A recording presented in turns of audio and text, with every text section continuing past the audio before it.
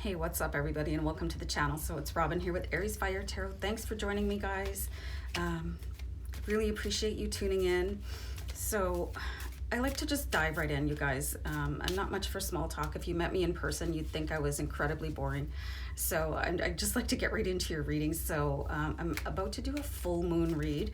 This is going to be a 6-card look at what's been going on since the new moon. I had a card pop out of the Witch's Tarot deck, so it's upside down. I can't see it, so I'm just going to leave it while I shuffle and do the intro into the reading. So this is going to look at, what you have created and manifested since the new moon. And if you haven't watched the new moon reading, it's in one of my playlists for you guys, so you can go back and watch things. Whenever you kind of stumble across a reading online, that reading's for you. It doesn't matter when it was published. If it was published 2 years ago, you should still check it out because you're seeing it for a reason. But anyway, full moon reading using the Witch's Tarot. Hope you enjoy, hope it resonates. I like to keep my intro short so we can just get right into what's happening for you. So we're going to look at the first card, what have I created and manifested since the new moon? So let's have a look at this card that had to be read, insisted on being read. So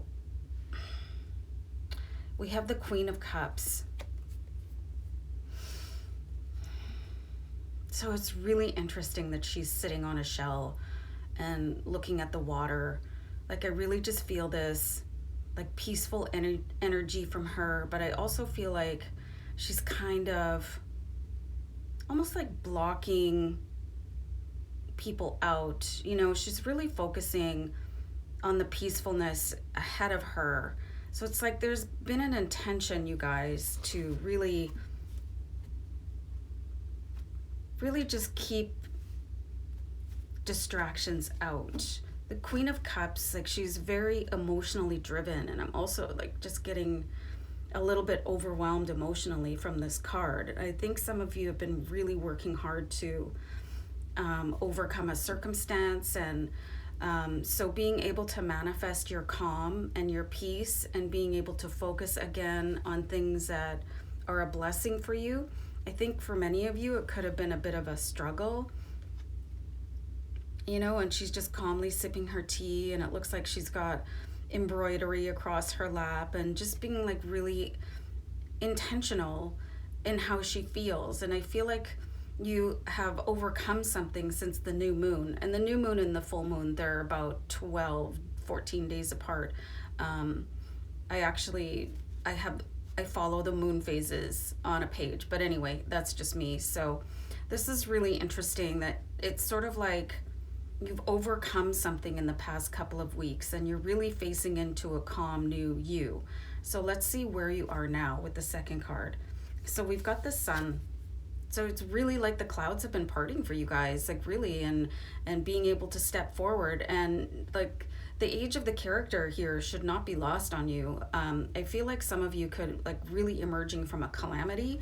Honestly, some of the words I say, you guys, they're from my spirit guides. I would honestly never say calamity in a conversation.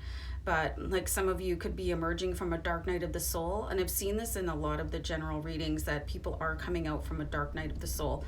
So you can research all of this stuff after the reading. So you really just looking into the promise of a new day, in this newfound calm, in this newfound soothed you that I'm seeing. So what is coming into your conscious awareness? So we have the King of Swords. It's a very interesting character. So it's like what is coming into my conscious awareness? I really feel like some of you were emotionally tossed around, which is why you're sort of sitting in solitude here. And you're deciding to sort of cut the waffle out of your life. And when I say that, it's like you're getting right to the point now, that you're okay doing that. You don't owe people explanations unless they're incredibly close to you. Just seeing that, you can live your own life and live it your own way, and you're making different choices right now. The King of Swords, he's very to the point. You know, he's a very nice person, but he saves his energy, like that really soft emotional energy of the Queen of Cups, for the people that deserve it. Like not expending energy on people who you might call trolls, or people that just want to use you for something. So I'm seeing this as, you know, and because you're such a sweet person with such a kind heart, I'm really seeing that people have probably taken advantage of that at some point in your life or for your entire life, and where this recovery period is coming in and you're sort of emerging as a new, like, steelier version of yourself, and people won't be taking advantage of you anymore.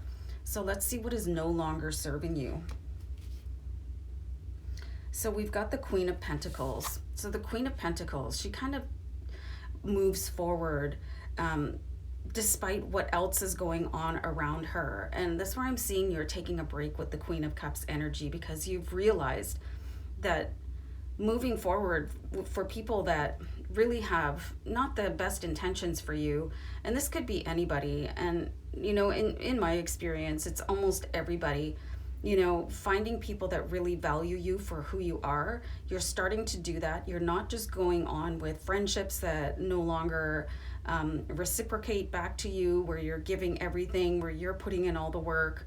You know, I think you're starting to realize that if you don't text certain people in your life, they never text you first or call you first or email you first or whatever. So things, it could feel like a little bit of loneliness right now, but you're coming into a place where you're finding the people that really matter in your life. And you're not just plugging along because of friendships that existed 10 years ago. You're really dropping off what no longer serves you. And the energy of the King of Swords is really going to help you sort of, you know, slice and dice down to the people and the things that matter most to you. So how can you release and let go of these energies here with the Queen of Pentacles, and realizing that not everybody is in it for you, right? So how can you release that? So we've got the Seven of Wands. You just have to decide to, you know, and you don't have to really feel bad that things are ending. You know, things are for a reason or for a season. Friendships end. Honestly, you guys, on a personal note, I was friends with somebody for almost 20 years, and then he got married, and I haven't heard from him since. So that was something that I had to release, and it took me about 1.5 years to be able to release it with love, because it was quite painful. But this is where you guys are right now. You're releasing relationship with love and recognizing them, that they came to an end, and there's nothing you can do about it, and people do drift apart. So this is a really emotional time for you, and it could be amplified by all the upcoming holidays, and, you know, I wish so-and-so was here, you know, or why did they, you know, sort of abuse our friendship or whatever. But you're going to be in a place, and again, and it's going to come back to the King of Swords energy, where you can just turn it and push it all away. Okay, I don't need this in my life. I don't need this garbage. I'm just going to stand here for the people that really matter for me, like my really close friends, my family that I really love, you know, my coworkers that I trust and stuff like that. And then you won't feel so bad about it anymore, you know. But I do see a bit of a contemplative phase here. So what additional resources are available to you as you release and let go?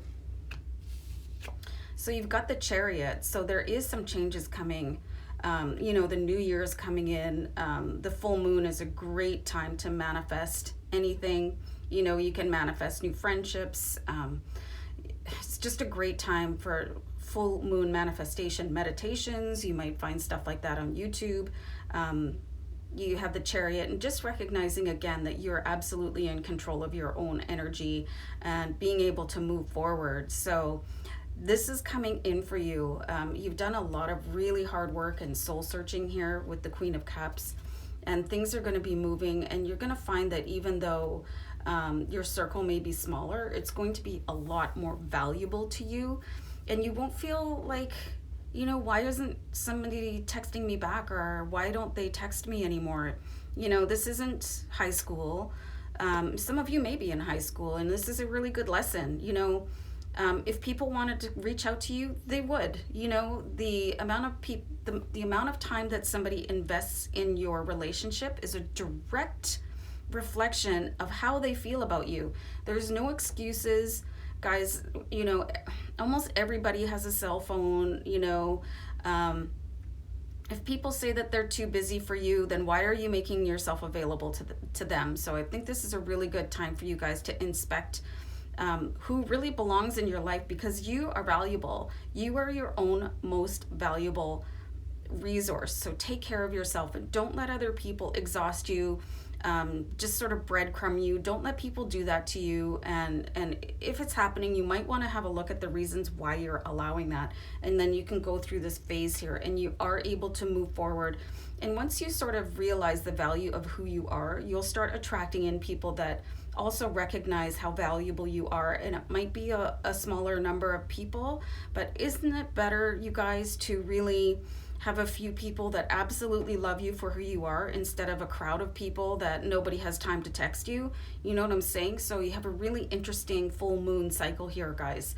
And I think it's going to bring in a lot of realizations about how much you love yourself and how people are allowed into your sphere, your circle. Guys, have a great day ahead, and thanks for tuning in. Take care. Bye.